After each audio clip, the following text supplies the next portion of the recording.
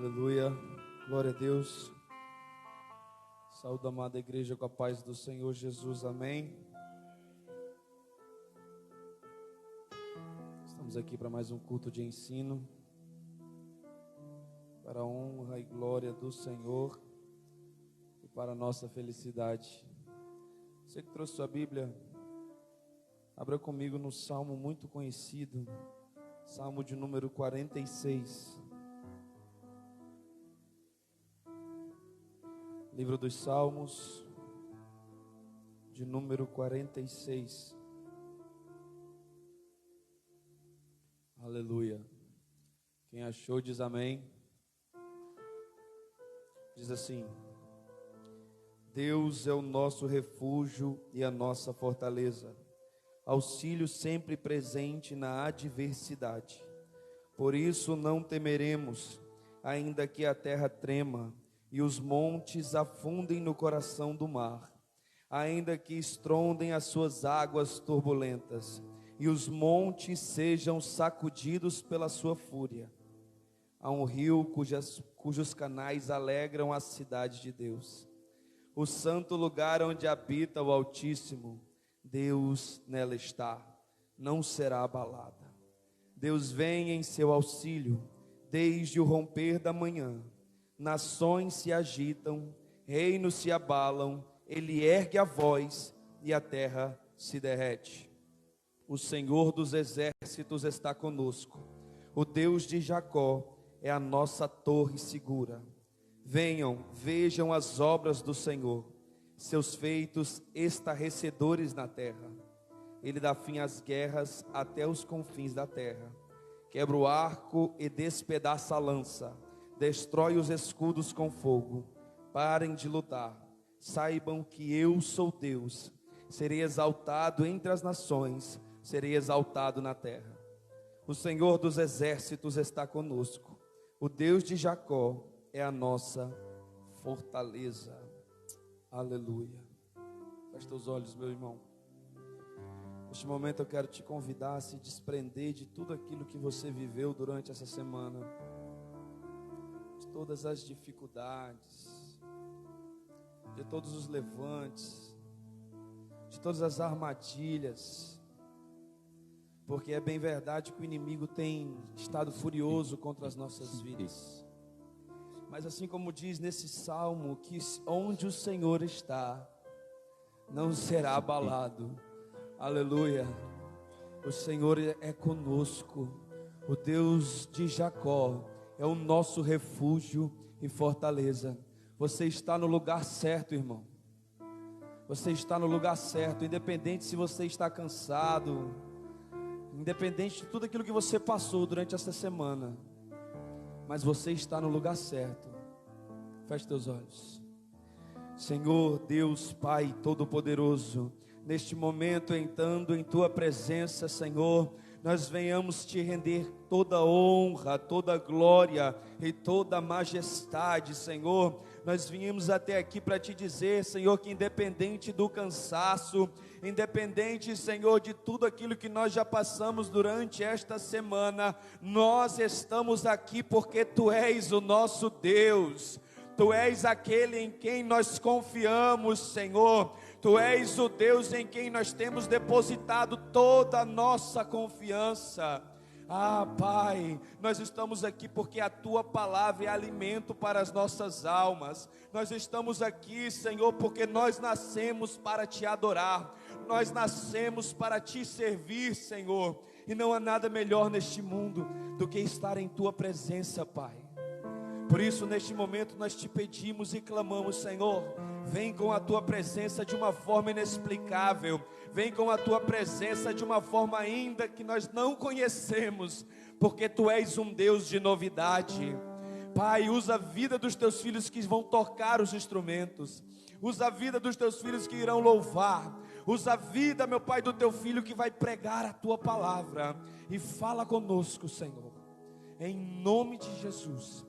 Assim eu oro, te agradeço e já te entrego este culto em Tuas mãos, Pai. Amém. Graças a Deus. As palmas louvam o Senhor.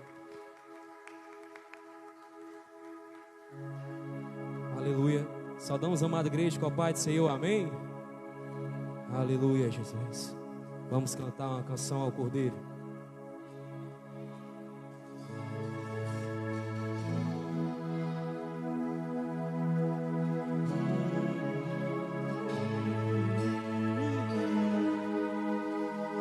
E vamos cantar uma canção ao Cordeiro.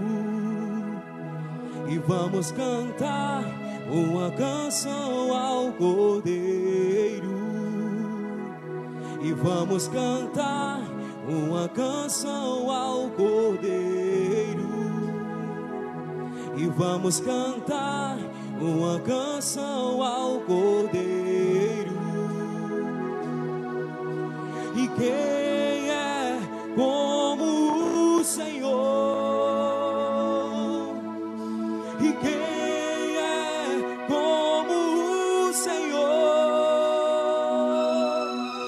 E santo, e és incomparável, não há outro como tu. Reina sobre a terra e céu, para sempre santo, e és incomparável, não há outro como tu. Reina sobre a terra e céu, para sempre.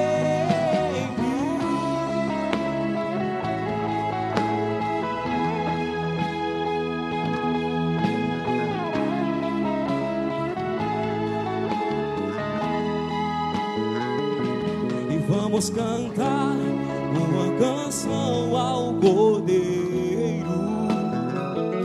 Nós vamos cantar uma canção ao Cordeiro.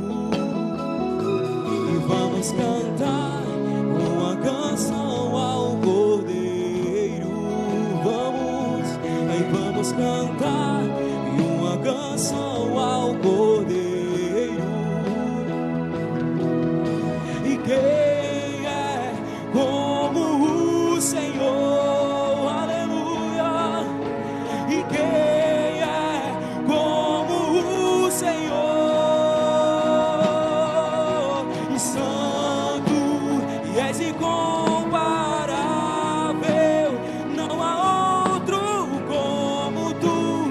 Reina sobre a terra e céu, para sempre santo, e és incomparável, e não há outro como tu.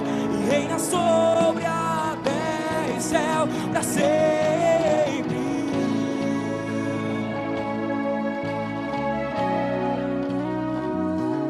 Aleluia, Jesus. Você pode levantar as suas mãos e declarar assim: oh, aleluia. Honra, glória, força e poder. Levante suas mãos para o céu e louve. Glória, força e poder. Declare: honra. Louve ao Senhor para que Ele ouva o teu clamor como um cheiro suave em suas narinas. Força e poder, e honra, glória, força e poder. Honra, glória, força e poder. Honra, glória, força e poder. Honra, glória, força e poder. E santo, e és incomparável,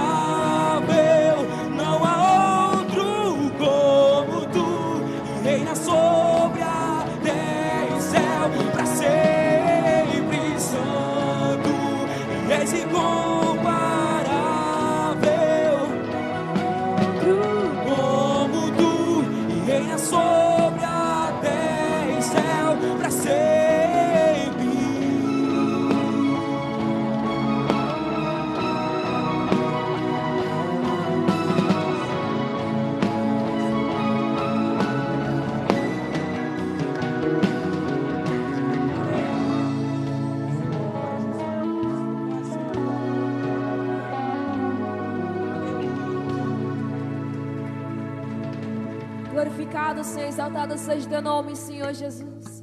Apesar, meu Deus, do cansaço, meu Senhor, apesar da fadiga do dia a dia, nós estamos aqui para te adorar, meu Senhor, para te bendizer e nos prostrar aos teus pés, meu Senhor Jesus, e declarar, meu Senhor, que só existe um lugar perfeito e maravilhoso, que é este lugar em tua presença, meu Senhor Jesus. Nós queremos ir mais profundo, meu Senhor, mais profundo a tua presença, Senhor Jesus. Aleluia.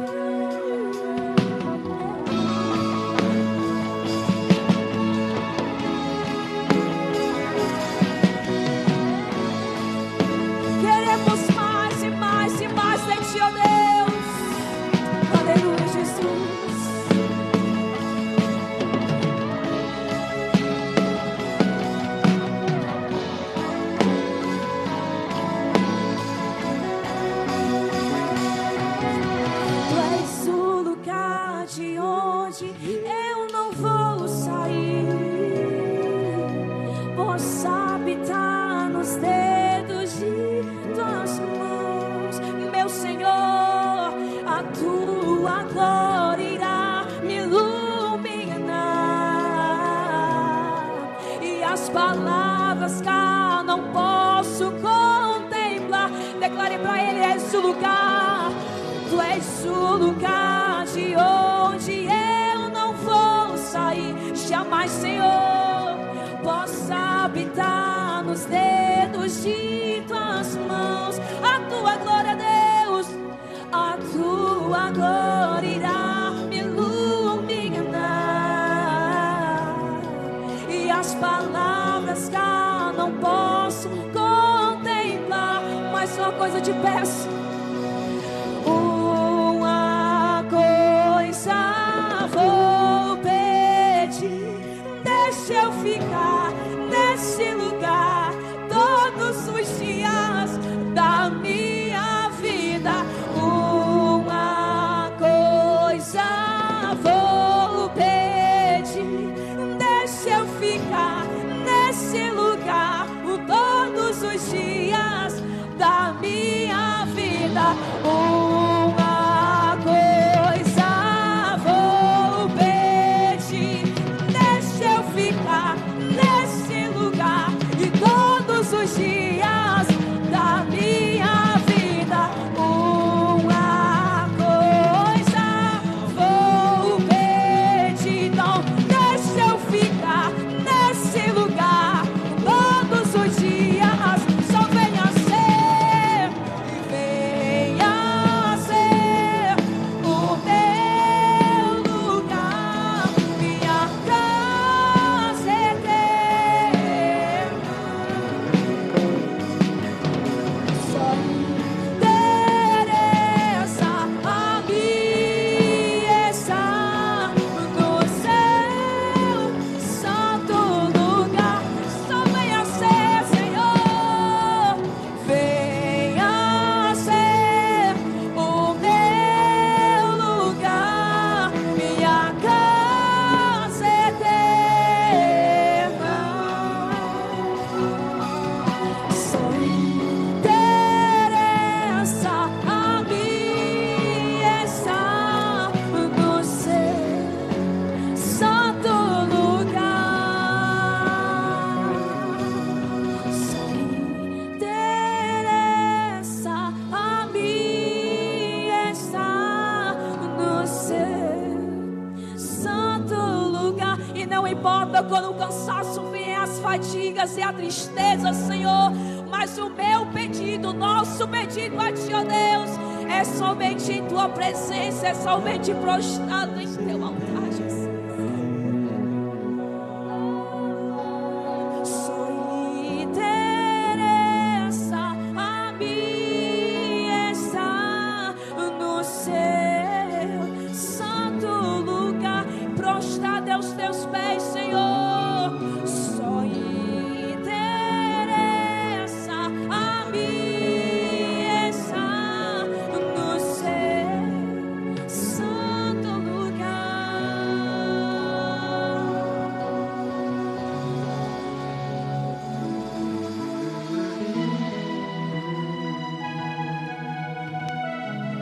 Nesse momento eu convido os irmãos a trazer o seu dízimo e a sua oferta ao altar do Senhor com muito louvor e a muita adoração.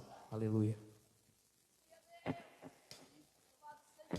Vamos louvar com nossas palmas. Aleluia.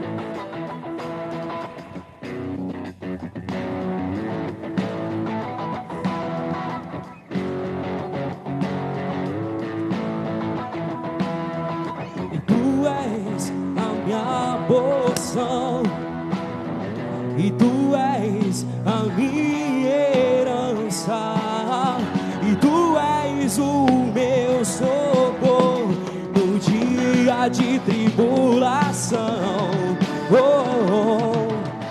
Mesmo que meus pais me deixem, mesmo que amigos me traiam, eu sei que em Seus braços eu encontro salvação. E ainda que a figueira não floresça, e ainda que a videira não dê o seu fruto, mesmo que não haja alimento nos campos, eu me alegrarei em ti. E ainda que a figueira não floresça, e ainda que a videira não dê o seu fruto, mesmo que não haja alimento nos campos, eu me alegrarei em ti.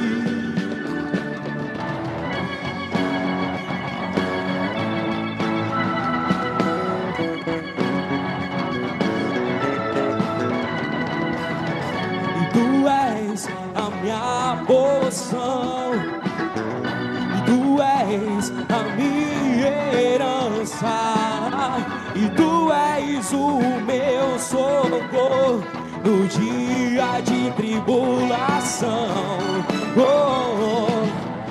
mesmo que meus pais me deixem, mesmo que amigos me traiam, e eu sei que em seus braços eu encontro salvação.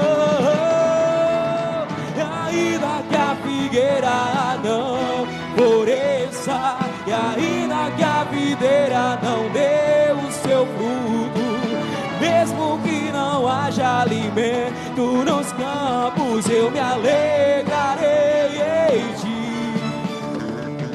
E ainda que a figueira não floresça, e ainda que a videira não dê o seu fruto, mesmo que não haja alimento nos campos, eu me alegrarei em ti. E ainda não floresça, não dê o seu fruto, mesmo que não haja alimento nos campos, eu me alegrarei em ti.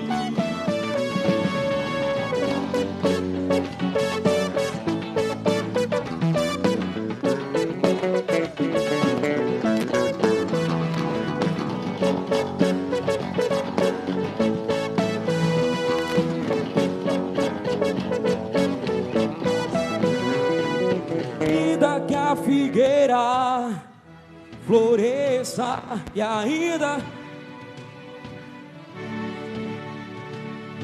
mesmo que não haja alimento, eu me alegrarei em ti.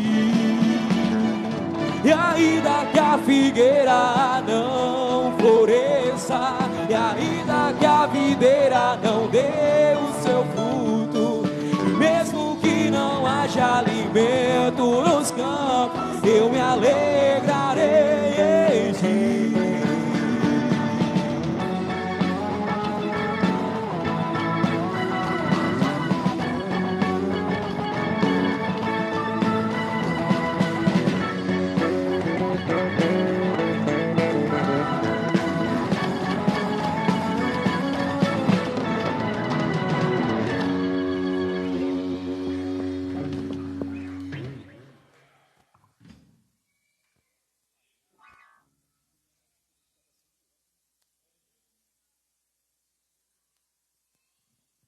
Aleluia, glória a Deus. Quem está feliz com Jesus, dá uma glória a Deus aí, irmão. Maravilhoso estarmos na presença do Senhor. Queria pedir agora que as criancinhas venham aqui para frente. Vamos orar aqui em conjunto pelos dízimos e pelas ofertas e pelas criancinhas. Pode pedir para elas virem, Cat. Amém? Estenda suas mãos para cá, irmão. Nesse momento eu quero te pedir para começar a proferir bênçãos, para começar a profetizar sobre a vida dessas crianças, pois a palavra, ela tem poder. Aleluia. Vamos orar. Senhor, neste momento agora, mais uma vez em Tua presença, Senhor, eu quero te entregar, meu Pai, cada dízimo e cada oferta, meu Pai, consagrado aos pés do teu altar nesta noite, Senhor. Que o Senhor possa fazer, meu Pai, infinitamente mais daquilo que nós pedimos, daquilo que nós pensamos, Senhor, porque Tu és o Deus da provisão, Pai santo e amado. Ó Senhor, multiplica o celeiro dos Teus filhos, Senhor. Abre a porta, meu Pai, para aquele que está precisando de uma porta, Senhor, porque Tu és o Deus que abre portas aonde não tem nem paredes, Senhor. Tu és maravilhoso e nós consagramos a Ti, Pai, cada dízimo e cada oferta colocada aos pés do Teu altar. Ei, meu Deus, neste momento também nós queremos Te entregar a vida destas crianças, Senhor. Pai, que o Senhor possa, meu Pai, desde já trabalhar, meu Pai, na mente e no coração dessas crianças, Senhor, blindando elas, livrando de todo mal, Senhor. Ah, Pai, de tudo aquilo que o inimigo tem tentado contra a vida dessas crianças, de tudo aquilo que tem, meu Pai, sendo imposto por essa nova sociedade aí, Senhor, mas vai cair por terra em nome de Jesus, porque estas crianças, meu Pai, estão sendo criadas debaixo da doutrina da Tua palavra, Senhor, debaixo da Tua presença, Pai Santo, e nós, meu Pai, como pais, te damos liberdade para o Senhor, meu Pai, agir na forma destas crianças, conforme for a Tua vontade. Acima de todas as coisas, nós te agradecemos e te louvamos, em nome de Jesus. Passar agora a palavra para o nosso pastor.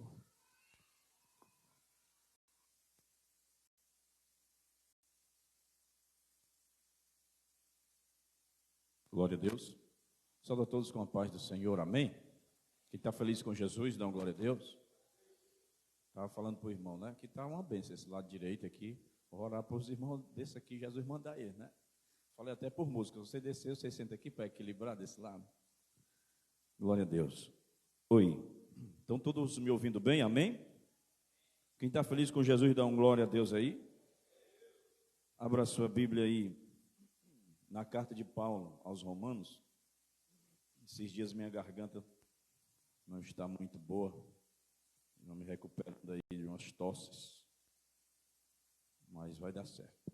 Hoje nós iremos iniciar uma introdução aqui à carta de Paulo aos Romanos. Vamos mais uma jornada escriturística, né, expositiva. Romanos, carta de Paulo aos Romanos, fica depois de Atos dos Apóstolos. E hoje eu pretendo iniciar com os irmãos a introdução antes de entrarmos propriamente dito no conteúdo da carta, capítulo por capítulo. Então nós vamos ver hoje um pano de fundo, algumas informações acerca desta carta, ok? Todos acharam? Diga amém.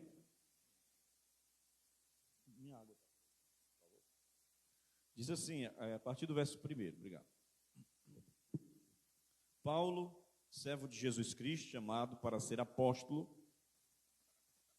separado para o evangelho de Deus, do qual foi por Deus outrora prometido, por intermédio dos seus profetas nas sagradas escrituras, com respeito a seu filho, o qual, segundo a carne, veio da descendência de Davi, e foi designado Filho de Deus, com poder, segundo o Espírito da Santidade pela ressurreição dos mortos, a saber, Jesus Cristo, nosso Senhor, por intermédio de quem viemos a receber graça e apostolado, por amor do seu nome, para a obediência por fé, entre todos os gentios, de cujo número sois também vós, chamados para serdes de Jesus Cristo. A todos os amados de Deus, que estáis em Roma, chamados para serdes santos, graça a vós outros e paz da parte de Deus, nosso Pai, e do Senhor Jesus Cristo. Até o versículo 7. Senhor, nós te agradecemos por esse momento na tua presença. Obrigado. Teu servo já orou por quem ia pregar a palavra, por quem ia louvar na abertura do culto. E aqui eu só confirmo a minha vida diante de ti. Tu conheces minha mente, meu coração, e tu sabes o quanto sou dependente do teu Espírito Santo. Abençoa cada um que está aqui, estará sendo este público ouvinte, sedento, interessado pela tua palavra. Supre a cada um nesta noite com o pão da tua palavra, no nome de Jesus. Amém e graças a Deus. Você pode sentar aí glorificando ao Senhor. Como eu disse, nós estamos iniciando esta empreitada aqui da carta de Paulo aos Romanos. Nós já estudamos, né, algumas cartas. Na verdade, lá no início, quando eu iniciei algumas séries de livros, a gente fez Ruth, Neemias, né? Depois nós fomos para as cartas de Paulo. Nós já passamos por 1ª, 2ª Coríntios, fomos para Efésios, também passamos por Filipenses, 1ª e 2ª Tessalonicenses, né? Colossenses, a última foi Corinto, né? Vamos agora para Romanos, e depois a gente parte lá para 1ª, 2ª Timóteo, Tito e Filemon, encerrando as cartas de Paulo. Ainda tem chão, né, para caminhar, mas glória a Deus por isso. Quem está aí interessado por este assunto, dê glória a Deus. Vamos lá. A carta de Paulo aos Romanos, ela é muito mais que uma simplesmente carta, do que uma simples carta. Essa carta, que também é conhecida na nomenclatura bem antiga por epístola, talvez você já tenha ouvido falar essa expressão, ou lido em algumas Bíblias mais antigas, ela coloca epístola, né? Não é pistola não, é epístola. Então epístola significa nada mais, nada menos do que carta. Ela, mais do que uma carta, ela é retratada como um tratado teológico. Ela é, segundo John Murray, ou é John Murray, não sei meu inglês é cearense, ele diz que ela é uma exposição e uma defesa do Evangelho da Graça. Também o escritor John Stott, que escreveu um dos muito excelente comentário do Novo Testamento e alguns livros do Novo Testamento, ele diz que a carta aos Romanos é uma espécie de manifesto cristão. E outro escritor chamado F.F. Bruce, ele diz que a carta aos Romanos é o Evangelho segundo Paulo. Guilherme Orr diz que doutrinariamente Romanos é o maior livro já escrito. Então, o que não falta são elogios a esta carta. É uma carta muito profunda, que também em algumas passagens não é fácil interpretá-la. Existem algumas dificuldades de interpretações dentro desta carta, e nós iremos ver lá na frente, quando entrarmos no conteúdo dela. Mas deixa eu falar aqui para você, a influência de Romanos, ela alcançou até mesmo o meio acadêmico. Francis Schaeffer, ele diz que até pouco tempo, o livro de Romanos, observe isto, este livro, esta carta, ele era estudado em escolas de direito norte-americanas, a fim de ensinar aos estudantes a arte de tecer argumentação. Para você ver a força da argumentativa desta carta aqui de Paulo, que influenciava até universidades norte-americanas. Os líderes do passado e do presente, eles veem a carta aos Romanos como o livro básico para a interpretação sistemática da sua fé. Nenhum livro da Bíblia teve maior influência na história da igreja como teve a carta de Paulo aos Romanos. Por quê?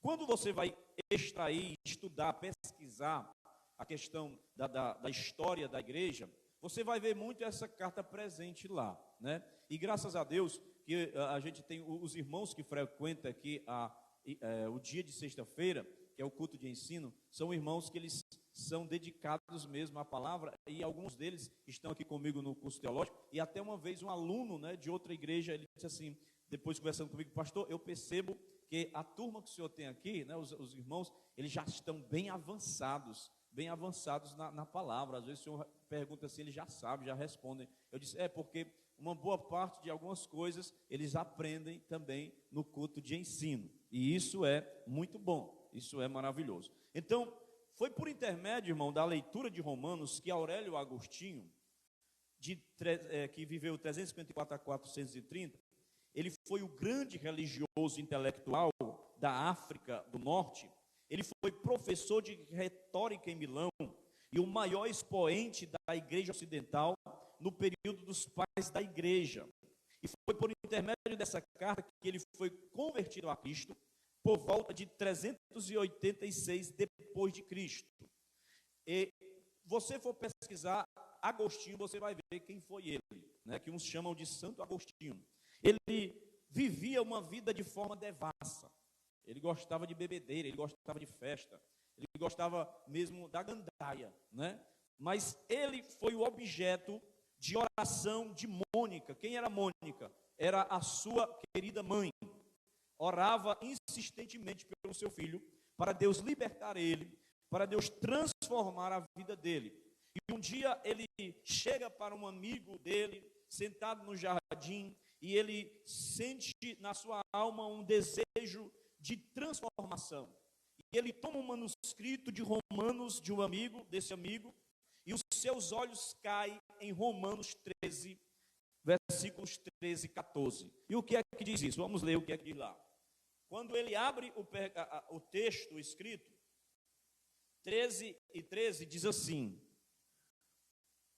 andemos dignamente como em pleno dia, não em orgias e bebedices, não em impudicícias e dissolações, não em contendas e ciúmes, mas revestivos do Senhor Jesus Cristo, e nada disponhais para a carne no tocante às suas concupiscências. Então, quando os seus olhos foram imediatamente abertos aqui nesse texto, o seu coração foi transformado e a sombra das suas dúvidas foram dissipada. E o que aconteceu? Agostinho se tornou o maior teólogo da igreja ocidental e fonte da qual beberam Martinho Lutero, Calvino e outros reformadores, porque ele leu um texto específico de Romanos que falou com ele. Outro homem da reforma, o monge agostiniano, Martinho Lutero, viveu 1483 a 1546. Ele rompeu os grilhões da escravidão espiritual diante de Romanos 1,17. E ele descobriu que o justo vive pela fé. Porque Lutero, ele era atormentado pela culpa. Ele achava que ele tinha pecado demais. Ele era indigno de servir a Deus. Ele se achava muito sujo para estar diante de Deus. E ele se martirizava. Ele usava todos os tipos de disciplina e de tormentos, até do alto flagelo mesmo, para se castigar. E ele brigava com a sua natureza. Ele dizia: eu não sou muito indigno, eu não posso, Deus não pode olhar para mim, eu não posso servir a Deus. Então ele tinha um zelo extremado. Mas um dia ele leu o texto de Romanos, capítulo 1, versículo 17, e entendeu que o justo vive pela sua fé. E a justiça de Deus revelada no Evangelho trouxe-lhe descanso e segurança. E em novembro de 1515, Martinho Lutero, então professor de teologia na Universidade de Wittenberg, na Alemanha, ele começou a expor a epístola de Paulo aos Romanos, a seus alunos, seguindo este curso até o setembro seguinte. Ele começou a ensinar esta carta, ele começou a expor. E a consequência desta nova compreensão de Lutero, do estudo de Romanos, tiveram grande repercussão na história.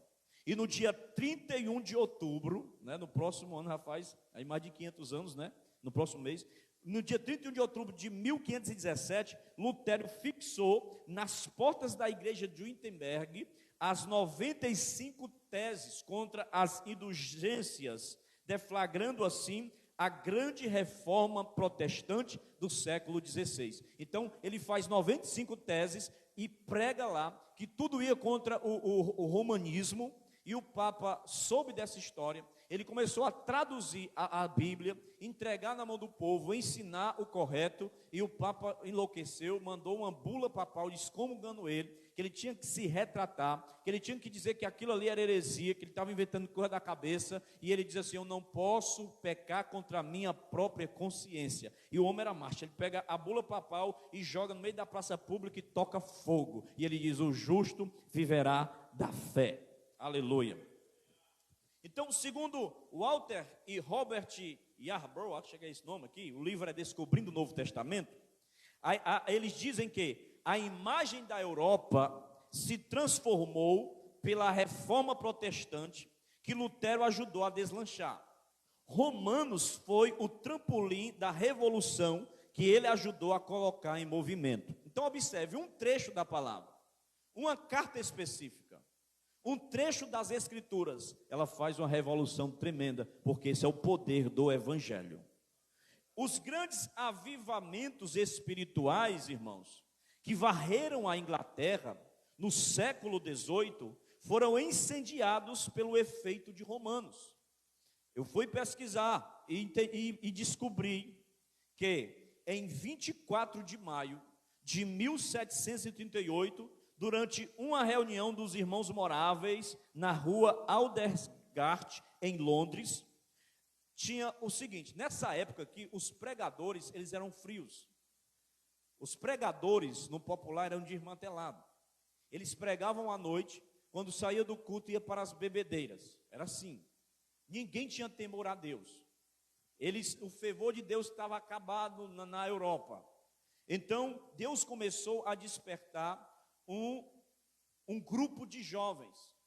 Era o Clube Santo, clube daqueles que oravam a Deus. E eles começaram a buscar ao Senhor.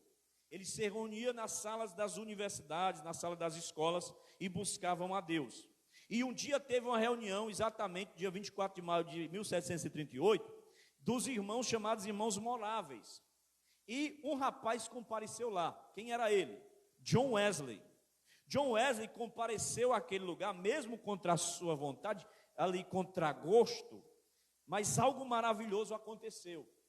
Porque Wesley ouviu o líder da reunião ler o prefácio de Lutero do comentário aos Romanos. E quando ele começou a ler o prefácio escrito por Lutero, a história diz que o coração de Wesley foi aquecido. E começava ali um grande despertamento espiritual que veio culminar no grande avivamento inglês do século XVIII. E até o Júnior estava me mostrando um artigo em uma Bíblia de estudo que tem, que ele diz que John Wesley chega em uma certa região, e ele disse que quando chegou lá, não tinha crentes naquela região, mas quando Wesley sai, não tinha pecadores, porque o homem era cheio do Espírito Santo. Então no século XX, mais precisamente, em 1918, nós temos outro fato digno de nota a respeito desta carta de Romanos. Trata-se da publicação do comentário de Karl Barth aos Romanos, e esse escritor combateu tenazmente o liberalismo na Europa. O liberalismo teológico é cruel.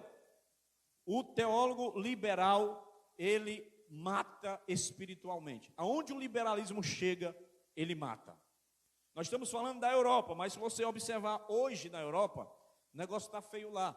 Por quê? Por causa que entrou o liberalismo teológico. E aonde o liberalismo teológico entra, ele mata a igreja. O que é o liberalismo teológico? É aquilo que libera tudo. É aquilo que não crê na Escritura como a palavra de Deus. Não, aqui apenas contém a palavra de Deus. Ou não crê na literalidade de Gênesis 1:1. Não, é só um mito, é só uma fábula. Gênesis mesmo começa só depois do capítulo 11. Então, esse homem chamado Karl Barth, ele escreve e combate tenazmente. Houve um despertamento nos seus escritos, através da carta de Paulo aos Romanos. Bruce diz que não é possível predizer o que pode acontecer quando as pessoas começam a estudar aos Romanos. Então se preparem, que grandes coisas vão acontecer. Nós estamos começando a estudar essa carta, e além de ser essa carta, ela é a palavra de Deus inspirada pelo Espírito Santo. Vá tirando a sandália dos seus pés de uma forma espiritual, porque o terreno que nós vamos pisar será santo. O caminho que nós vamos caminhar e trilhar será do fogo, da santidade e da purificação do Espírito Santo na nossa vida. Quem crê nisso, glorifica ao Senhor. Então, o que sucedeu com Agostinho, com Lutero, Wesley Barth acionou grandes avivamentos espirituais que deixaram sua marca na história do mundo. Quem sabe desta carta suscite aqui um grande avivamento espiritual. Aleluia. Quem sabe, porque para terminar este texto aqui de Romanos, que são 16 capítulos, a igreja não esteja cheia na metade para lá, estudando a palavra de Deus. E eu glorifico a Deus, que eu vejo esses irmãos aqui, quando a gente chegou, era bem pouquinha gente, e eu vendo isso aqui para mim, da forma como eu cheguei, é uma multidão, irmão, e Deus vai trazer mais, vai despertar mais pessoas para sentir fome e sede pela sua palavra. A Bíblia diz que as fontes de Jesus, as fontes de Deus está transbordando, e quem quer venha e se alimente e compre sem dinheiro e tome pão, coma pão, toma água e beba o leite da palavra. Glória a Deus. Então, nós vamos agora aqui, é só introdução, né? Eu não vou entrar no texto em si, mas nós vamos entrar em alguns pontos acerca de Romanos. Vamos destacar aqui alguns pontos acerca de Romanos. Primeiro, o autor da carta aos Romanos, quem foi? Há abundantes evidências internas e externas acerca da autoria de Paulo em Romanos. Quase ninguém contesta que foi Paulo que escreveu isso aqui. Paulo, ele se apresenta como remetente da carta. Ele o faz com senso de humildade, chamando a si mesmo de servo de Cristo, e também com senso de autoridade, afirmando ser apóstolo, pois a igreja como Eusébio, Irineu, Orígenes, Tertuliano e Clemente, dão pleno testemunho da autoria paulina de Romanos. De novo, os pais da igreja, como Eusébio, historiadores, Irineu, Orígenes, Tertuliano e Clemente, que são historiadores muitos requisitados na história da igreja, eles dão pleno testemunho da autoridade de Paulo aqui aos romanos. Então nós temos aqui o Shaul, que é Saulo, né, no hebraico, e nome grego Paulo. Por que o nome dele era Saulo?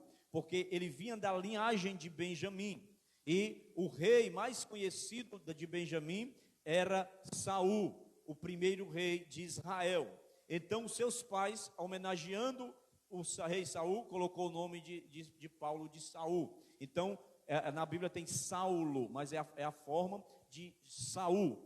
Só que no grego ele é chamado de Paulo. Então este Paulo, ele está escrevendo esta carta. Outro ponto importante: o local e a data de onde Paulo escreveu a carta aos Romanos. Há um consenso geral de que Paulo, ele escreveu Romanos durante a sua estada de 3 meses na Grécia, segundo Atos, capítulo 20, versículos 2 e 3, na província da Acaia, numa região próxima à cidade de Corinto. É bastante provável, irmãos, que esta carta ela tenha sido escrita por volta do ano 57 ou 58 depois de Cristo. Portanto, é a última carta escrita por Paulo antes do seu prolongado período de detenção prisioneiro em Cencreia e depois em Roma. A carta de Romanos, ela foi escrita exatamente no momento em que Paulo se preparava para uma viagem em Jerusalém. O que era que ele ia fazer lá? Ele estava com o propósito de levar ofertas para os santos que estavam passando por muitas dificuldades em Jerusalém. E Paulo, ele expressa o seu desejo de ir a Roma algumas vezes. Observe aí no capítulo 15 e 25 da carta. Abra aí, por favor. Romanos 15 e 25. Ele diz assim, Romanos 15 e 25. Quem está aí, dá só um glória a Deus. Mas agora estou de partida para Jerusalém, a serviço dos santos, porque aprove Macedônia e a Acaia levantar uma coleta em benefício dos pobres. Uma página voou aqui.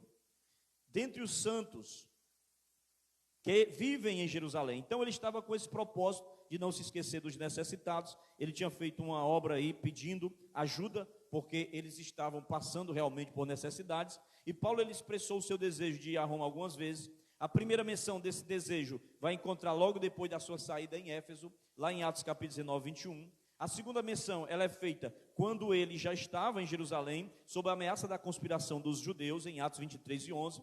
Na introdução da carta aos Romanos, por 2 vezes, ele faz novamente a menção do seu desejo de ir a Roma e visitar a igreja. Observe o capítulo 1, versículo 11, aí, Diz assim, Romanos 1:11, porque muito desejo ver-vos, a fim de repartir convosco algum dom espiritual, para que sejais confirmados. Olha o versículo 15. Por isso, quanto está em mim, estou pronto a anunciar o evangelho também a vós outros em Roma. Então, Paulo, ele tinha esse desejo de chegar até Roma. Outro ponto importante, a igreja de Roma. Paulo, ele escreveu a essa igreja que ele não fundara e nem conhecia especialmente. Ele não conhecia pessoalmente. Paulo não fundou aquela igreja. Paulo não conhecia aqueles irmãos pessoalmente. Em primeiro lugar, a pergunta é: quem fundou aquela igreja? A origem da igreja em Romanos, ela perde-se na obscuridade. Nós não sabemos exatamente quem fundou aquela igreja. E há várias hipóteses. Mas nós podemos afirmar que Paulo, ele não foi o fundador da igreja, uma vez que ele escreve falando acerca de seu desejo de visitar aqueles irmãos. No capítulo 1 e versículo 10. Olha o que diz aí, ó. Em todas as minhas orações, suplicando que em algum tempo, pela vontade de Deus, se me ofereça boa ocasião de visitar-vos. Ele queria visitar eles. Versículo 13 ele diz, ó: porque não quero, irmãos, que ignoreis que muitas vezes me propus de ter convosco, no que tenho sido até agora impedido, para conseguir igualmente entre vós algum fruto, como também entre os outros gentios. Então, ele desejava ir, e quando ele pensava em ir, alguma coisa acontecia. Não sei se Deus dizia, não vá não. Ele disse que ele era impedido, mas mesmo sendo impedido, o evangelho não deixou de chegar lá, dele ir fisicamente, né? Tampouco foi ali o fundador da igreja, alguns apóstolos, nenhum outro apóstolo também fundou aquela igreja. O catolicismo romano diz que foi Pedro que fundou aquela igreja. Só que esse ponto, ele carece de fundamento. Por quê? Primeiro, Pedro, ele era apóstolo da circuncisão, segundo Gálatas 2:9. Circuncisão fala de povo judeu e não de gentios. E Pedro, como apóstolo da circuncisão, ele não era apóstolo destinado aos gentios. Segundo, Paulo não menciona Pedro em nenhum lugar da carta aos romanos, que seria uma gritante falta de cortesia. Como é que Pedro foi lá, fundou a igreja, ganhou aqueles irmãos para Jesus e Paulo nem cita o nome dele? Então não existe. 3, Paulo diz que gostaria de ir a Roma para compartilhar o evangelho e distribuir o evangelho, ou distribuir algum dom espiritual, o que não faria sentido se Pedro já estivesse entre eles. E Paulo deixa bem claro em Coríntios que ele não põe fundamento em cima de outro fundamento. Então ele disse, eu vou até aí, vou repartir com vocês alguns frutos. Não precisava ele falar isso se Pedro já estivesse lá. Então é descartada a hipótese de que Pedro foi até lá. Há duas possibilidades para a origem da igreja de Roma. Primeiro, é que essa igreja, ela foi estabelecida pelos judeus ou prosélitos de Roma, convertidos na festa do Pentecoste em Jerusalém, no ano 30 depois de Cristo, os quais retornaram à capital do império e ali para plantar a igreja, depois de Atos 2:10. A segunda possibilidade é que essa igreja tenha sido estabelecida por cristãos desconhecidos, convertidos pelo ministério de Paulo, emissários de algum dos centros gentílicos que haviam compreendido completamente ou plenamente o caráter universal do evangelho. Então, vale a pena aqui ressaltar que as 3 grandes cidades onde Paulo estivera por mais tempo, ele esteve em Antioquia, em Corinto e em Éfeso. Paulo, ele faz 3 famosas viagens conhecidas. Primeiro, ele viaja até a Galácia do Sul, na sua primeira viagem. pregando o evangelho, estabelecendo igrejas e separando obreiros para ficar ali. Segundo, a segunda viagem de Paulo, ele sai e vai para a região da Macedônia e passa por Filipos, passa por Bereia e passa por Tessalônica. Estas 3 cidades eram as 3 cidades mais famosas ali daquela região.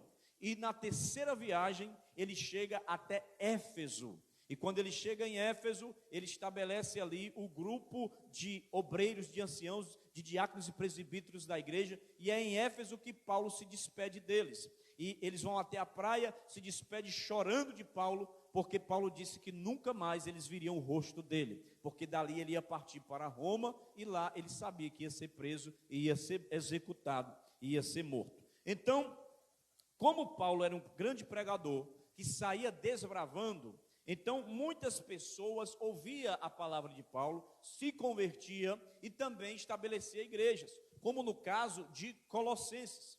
Na carta aos Colossenses, também ali se diz que Paulo nem foi naquela igreja, e nem foi ele que fundou aquela igreja. A carta de Colossos, pela maioria dos pesquisadores e estudiosos, diz que Colossenses ali foi fundada por Epáfras, um cooperador de Paulo. Então, aqui também, muito parecido com esta história. E Paulo, ele estivera ali por mais tempos nessa cidade. Antioquia, Corinto e Éfeso. Era justamente as 3 com as quais, assim como Alexandria, o intercâmbio com Roma se mostrava mais intenso. Agora veja, embora Paulo não tenha sido o fundador da igreja de Roma, ele a considerava parte do seu campo como apóstolo aos gentios. Assim, a igreja de Roma estava dentro da esfera da sua própria comissão. Glória a Deus. Segundo lugar, primeiro, quem fundou? Provavelmente estes irmãos. Segundo, quem fazia parte da igreja de Roma? A igreja de Roma, ela era composta por judeus e também por gentios. A carta é dirigida tanto aos judeus como para os gentios. E a capital do império era uma grande metrópole com mais de 1 milhão de habitantes. Havia grande concentração de judeus em Roma, tanto na época da expulsão deles em 49 depois de Cristo por Cláudio, como no tempo de Nero, que incendiou Roma em 64 depois de Cristo. Então tinha a parte lá o período que o imperador Cláudio ele estava em Roma. Houve ali uma suscitação ali de rebeldia de um grupo. O historiador diz que o líder deste grupo era um certo Crestos, que alguém disse que era Cristo, e colocaram ali culpa nos cristãos nessa revolução, e ele expulsou os cristãos em Jerusalém. Mas depois os cristãos eles foram retornando. Aí veio a época de Nero. Na época de Nero era um louco, ensandecido, doido mesmo. Ele matou a mãe, uma confusão grande. E ele incendiou, na época, os bairros de Roma, tinha 14 bairros. Dos 10 bairros que existiam, 4 eram completos bairros de cristãos. E quando ele incendiou, os 10 bairros pegaram fogo, mas os 4 que tinham os cristãos não pegou fogo. O que ele diz? Quem tocou fogo em Roma foi os cristãos. Aí começou mais uma perseguição com os cristãos. Mas ali na cidade de Roma, era muito movimentado. Era a capital do império, onde tinha ali o chamado Circus Maximus, o palácio do imperador, onde tinha suntuosos palácios de imperadores, mas os bairros eram bairros miseráveis, porque viviam debaixo do jugo dos imperadores. A cidade de Roma, a lenda e a tradição diz que ela foi fundada por 2 irmãos. Esses irmãos eram gêmeos. Eles até foram criados por uma loba. A história diz, é Rômulo e Remo. Eles fundaram a cidade de Roma, às margens do rio Tigre, por volta de 54 a.C. Roma começou como um reino, depois se converteu em república e finalmente em império. Quando Paulo escreveu aos romanos, Roma era conhecido como a cidade imperial. Então, quando Paulo escreve aos romanos, Roma devia ter aproximadamente, presta atenção nisso, de 1 milhão a 1,5 milhão de habitantes, dos quais 40 mil eram judeus. Então, uma cidade que abrigava pessoas de todas as regiões do mundo. Cidade construída sobre as 7 colinas. Tinham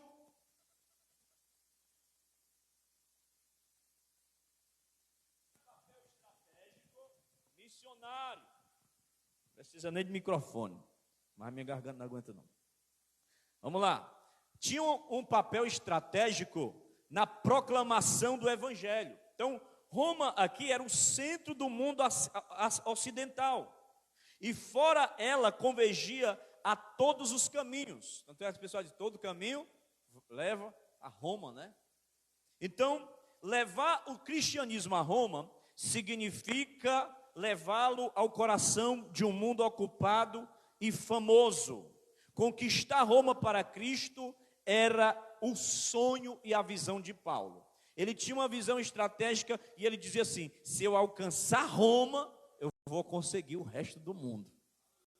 Ele tinha uma chama ardente e ele tinha estratégias, porque ele começava em grandes cidades, cidades movimentadíssimas, cidades onde tinha comércio ali perto, porque dali ele fazia a sua agência missionária sede para conquistar os outros povoados. Era assim que Paulo fazia. Então, ele pegar Roma, era o coração imperial do mundo, o coração de tudo que você pode imaginar. Estava ali os coliseus, estava ali um monte de coisa, as obras e etc. E ele via que muitas pessoas dependiam do comércio de Roma. Outra coisa importante, qual era o propósito da carta aos romanos? Paulo, ele não escreve essa carta para resolver problemas locais e circunstâncias como em outras cartas. Quem está me ouvindo aí, dá uma glória a Deus.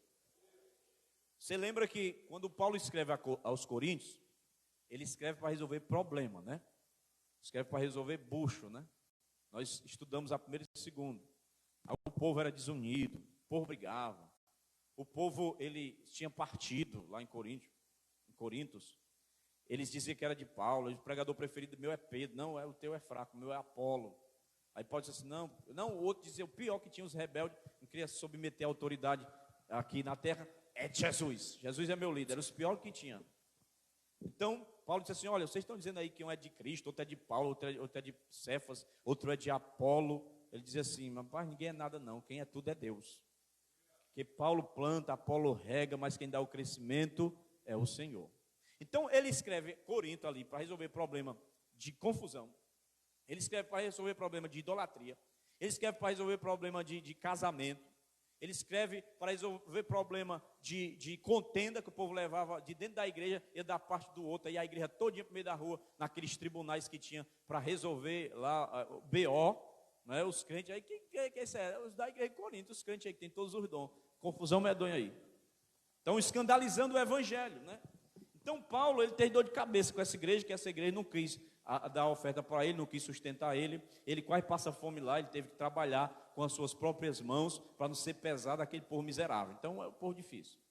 Mas aqui nessa carta, ele não está resolvendo problemas locais e circunstâncias, como em outras cartas. Por isso, essa carta, ela parece mais um tratado teológico.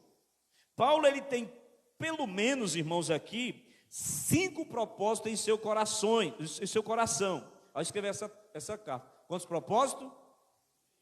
Estão atentos. Vai ser ligeiro. Primeiro propósito dele aí: pedir oração da igreja em seu favor. Paulo, ele estava prestes a realizar uma viagem extremamente perigosa a Jerusalém. Ele diz isso no capítulo 15, porque mesmo com o coração cheio de amor, ele temia algumas coisas que poderiam acontecer nessa viagem. Primeiro, ele temia que os judeus podiam matar ele no caminho. Segundo, ele temia que os santos de Jerusalém nem mesmo se dispusessem a receber o generoso donativo vindo dos crentes gentios, porque eles estavam passando necessidades. Primeiro porque eles se empolgaram, o coração deles se empolgaram tanto, né, que aí de onde as pessoas querem tirar a teologia da libertação, que complicou muita gente, que eles querem pegar a parte da Bíblia e jogar apenas na questão social. Eles se empolgaram e deram tudo para o povo, para os pobres, foram dando, foram se desfazendo. Não, o amor aqui é grande e tal. Só que eles não pensaram que ia fazer falta a eles. Então tudo não era de ninguém, é tudo do povo aí. Dá tudo aí, terreno, fazenda, é benção. Só que eles ficaram pobres. E a gente ainda não foi para o céu, né? Precisa comer, precisa se vestir.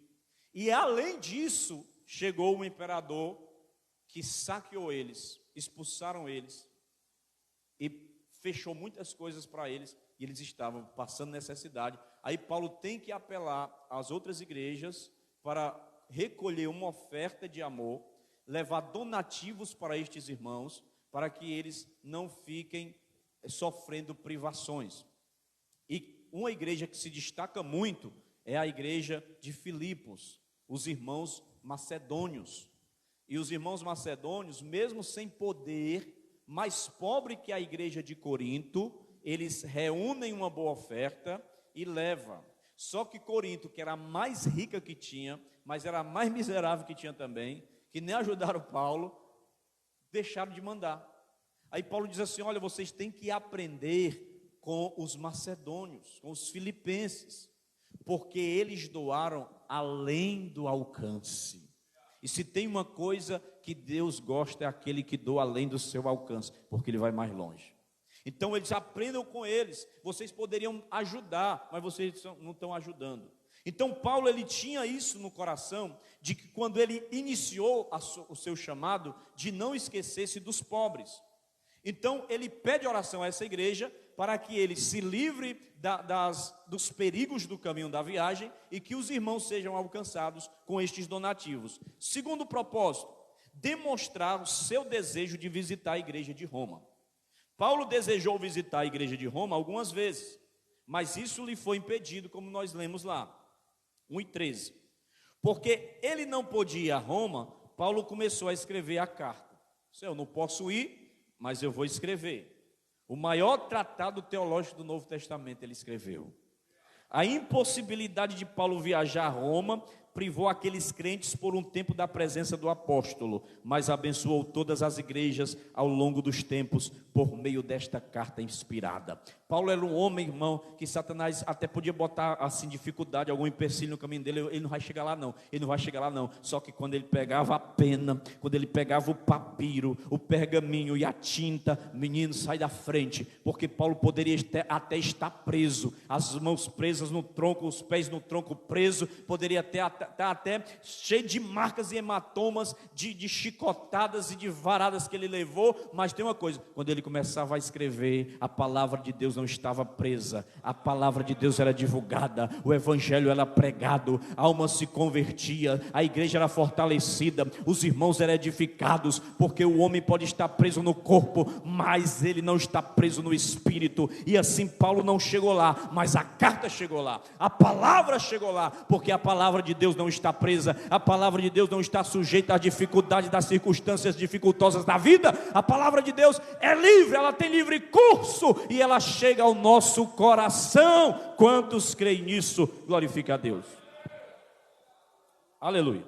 Terceiro, ele queria demonstrar o seu desejo de compartilhar com os crentes de Roma algum dom espiritual. O mesmo não sendo o fundador da igreja, aquela igreja estava sobre a jurisdição espiritual de Paulo, uma vez que ele era o apóstolo enviado por Jesus aos gentios. Quarto, ele queria também, tinha um propósito de ser enviado pela igreja de Roma à Espanha. Paulo, ele queria uma base missionária para os seus novos projetos. Então Paulo, ele tinha planos de quê? De ampliar os horizontes, e ele queria chegar até a Espanha.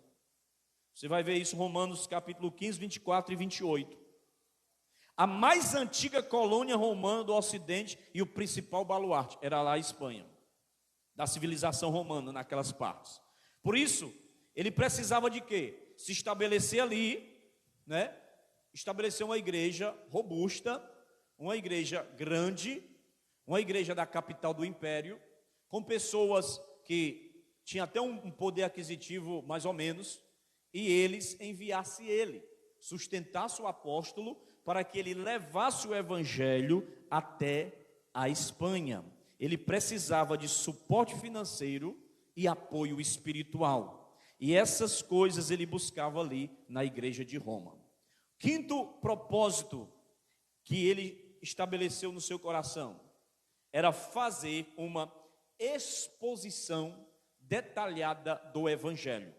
Nessa carta, Paulo discorre sobre a condição do reino e a perdição tanto dos gentios como dos judeus. Também mostra que a salvação é pela graça, independentemente das obras, tanto dos gentios como dos judeus. Agora eu vou para o último ponto, tá? Último ponto. O último ponto é só a introdução hoje, viu, irmão? É só mais dados históricos. Você está aprendendo aí? Glória a Deus. Só para a gente abrir aqui o entendimento, né? O pano de fundo, histórico e tal, como foi que aconteceu. Depois a gente vai entrar lá na frente. As principais ênfases da carta aos Romanos. Vamos ver apenas alguns dos principais pontos abordados pelo apóstolo. Primeiro ponto aqui, a primeira ênfase. Ele queria mostrar a unidade da igreja. A igreja de Cristo, ela é formada por judeus e por gentios. Então ele está dizendo que não há uma separação. Não, é diferente da época do templo, porque tinha ali o templo dos gentios, tinha o templo dos judeus, tinha a parte das mulheres, tinha a parte de ser mais de quem, era todo dividido. Então em Efésios, Paulo diz que a parede dessa separação caiu, a parede da separação foi derrubada, o muro já caiu, que fazia a separação, caiu através de quê? Pelo sangue de Jesus Cristo, a barreira caiu por terra e ele fez de todos um só povo, o povo de Deus. Então não há distinção entre judeu e grego, uma vez que o Senhor é Senhor de todos. Vamos ver Romanos 10, versículo 12. Romanos 10 e 12, veja aí, por favor. Tem um microfone aí? Tem? Leia aí, por favor. Esse aqui foi que morreu? Deus, glória a Deus. 10 e 12. A NVI aí, né?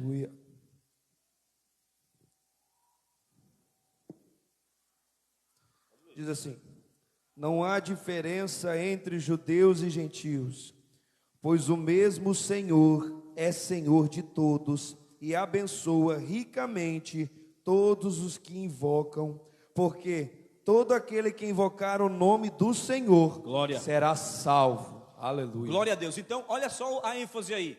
É dizer, entender, ensinar para que aqueles irmãos entendam que a igreja, ela é uma unidade. Não existe judeu, não existe gentil, não existe grego, não existe rico, não existe pobre, não existe preto, não existe branco, nem ignorante, nem inteligente, nem alto, nem baixo, nem careca, nem cabeludo. Não, ele está dizendo que todos é povo de Deus, porque o Senhor é Senhor de todos. Ele é Senhor de todos aqueles que o invocam. Quem invoca o nome do Senhor, quem glorifica o nome do Senhor, então Ele é teu Deus, então Ele é teu Senhor, então Ele está na tua vida. Glória a Deus!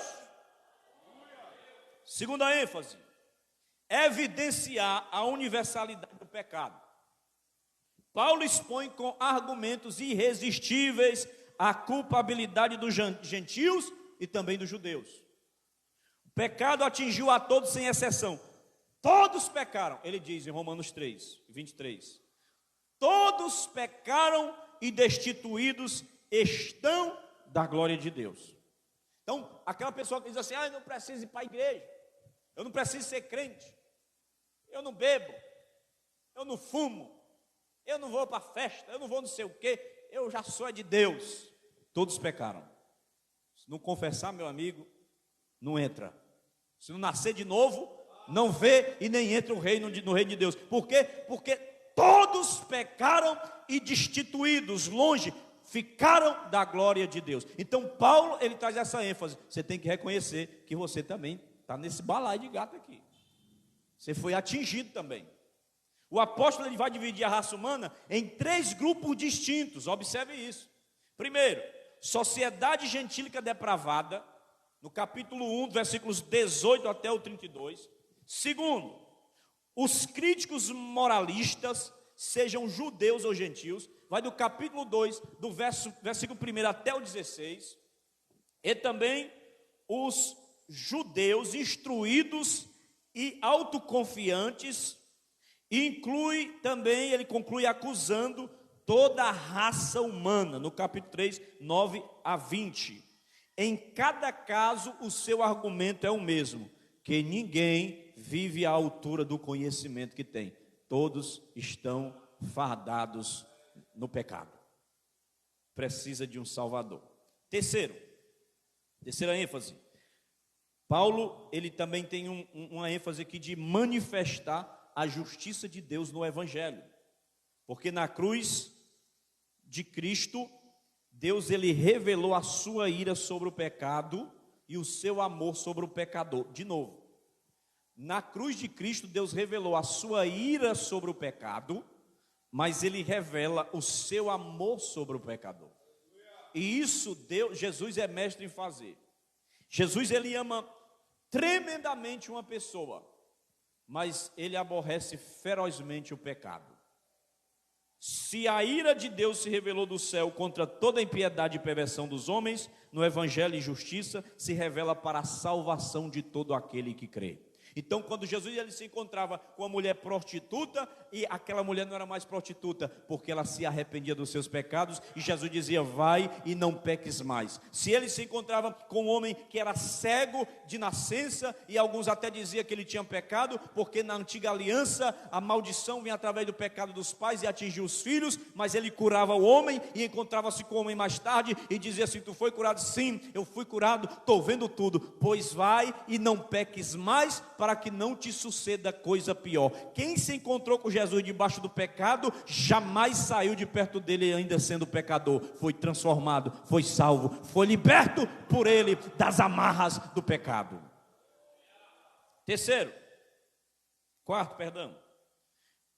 Quarta ênfase, são 7 eu acho. Anunciar a doutrina da justificação pela fé. A justificação ela não é alcançada pelas obras da lei, mas pela fé na obra de Cristo. É o justo que justifica o injusto.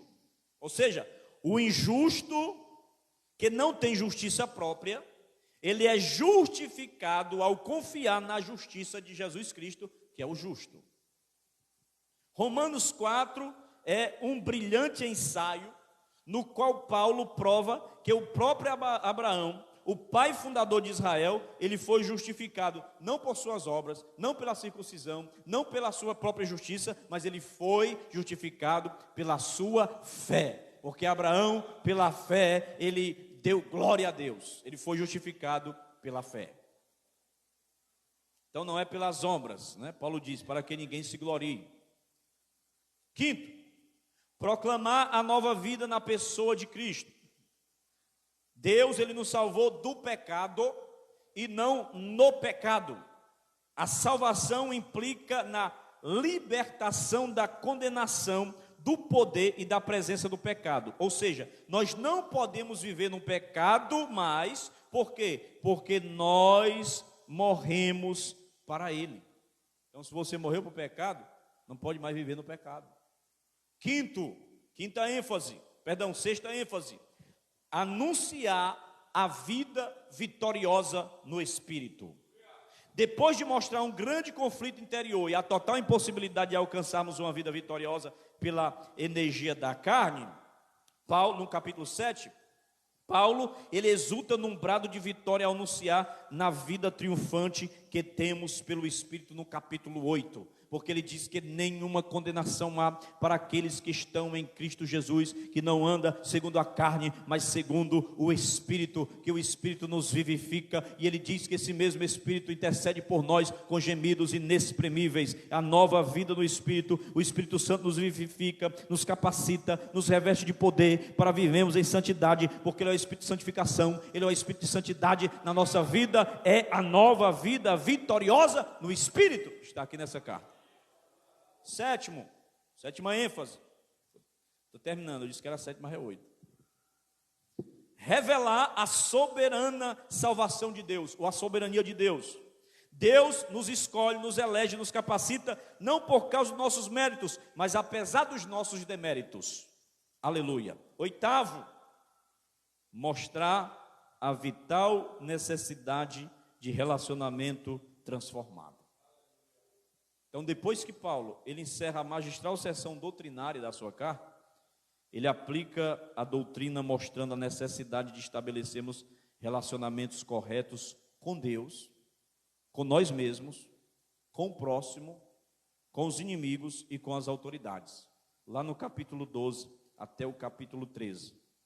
Devemos em nossas relações respeitar aqueles que têm a consciência fraca, não lhes servindo como causa de tropeço, como ele escreve do capítulo 14 até o 15.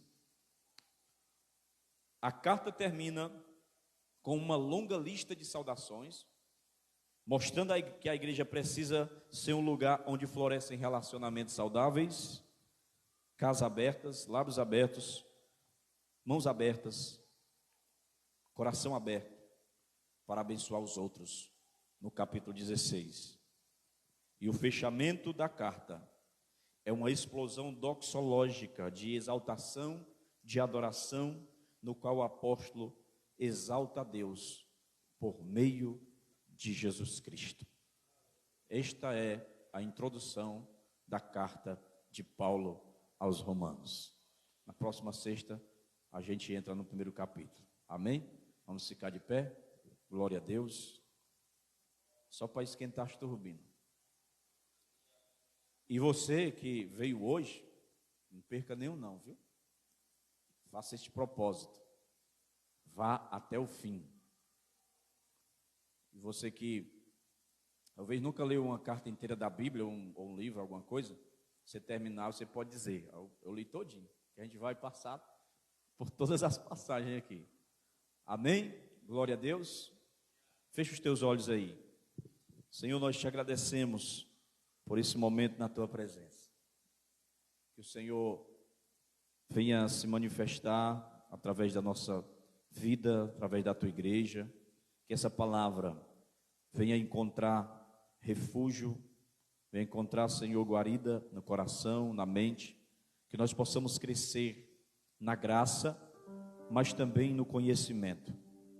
Que nós possamos, Senhor, ser fervorosos no espírito, na oração, mas também que nós venhamos ser, Senhor, diligentes, pesquisadores, leitores, meditadores da tua palavra, no âmbito intelectual também, no âmbito racional, assim como Paulo diz no capítulo 12 de Romanos, para que nós tenhamos um culto racional. Esse culto racional é o culto do entendimento, de entender a tua palavra.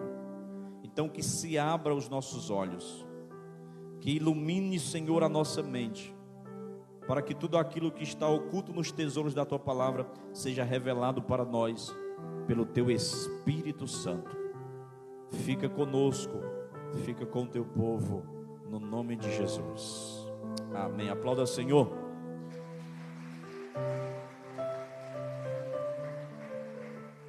Ou mesmo palavras de alguém que não quer na gente acreditar.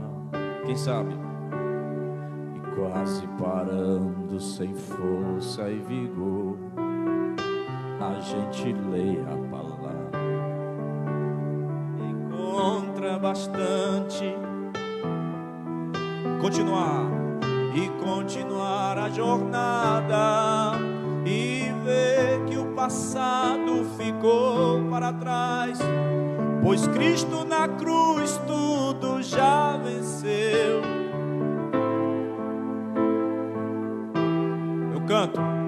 Eu canto pra glória de Deus.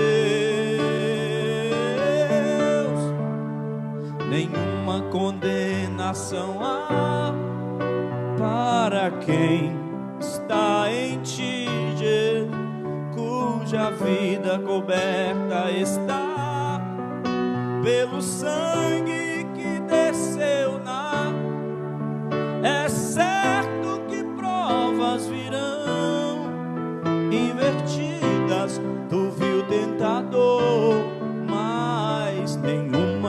condenação há para quem está em ti, querido Senhor. Aleluia. Está em ti, querido Senhor. Quem está no Senhor? Se estamos em Cristo, não há mais nenhuma condenação. Amém? Só lembrando aos irmãos que amanhã nós temos vigília, né? Uma mini vigília aí, um momento de oração à noite.